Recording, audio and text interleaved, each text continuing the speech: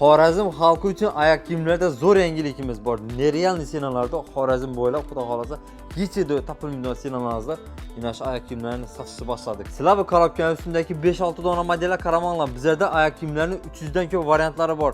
Endi bularni nerda sotsak ekan deb o'ylanibmiz.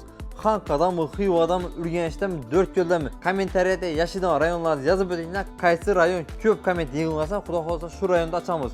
Inobat ochilmagan korobkalarimiz sizlarning kommentlaringizni kutib turibdi. Oyoq kiyimlarimizning narxlariga keladigan bo'lsak 55 ming so'mdan boshlanib 120 ming so'mgacha bo'ladi. Mana shu ko'rib turgan krossovkangiz narxi 75 ming so'm. Zom modelindagi oyoq kiyimlarni bilmaydigan, giyib ko'rmagan odam bo'lmasa kerak. Endi shularning bahosi bizlarda optim narxlarda donag'am optim ham 120 ming so'mdan kelib olib kelsangiz bo'ladi. Har xil razmerlar bor. Razmerlarimiz faqatgina kattalar uchun emas, yosh bolalar uchun ham razmerlarimiz bor. 32 razmerdan boshlanib to velkanacha ketaveradi.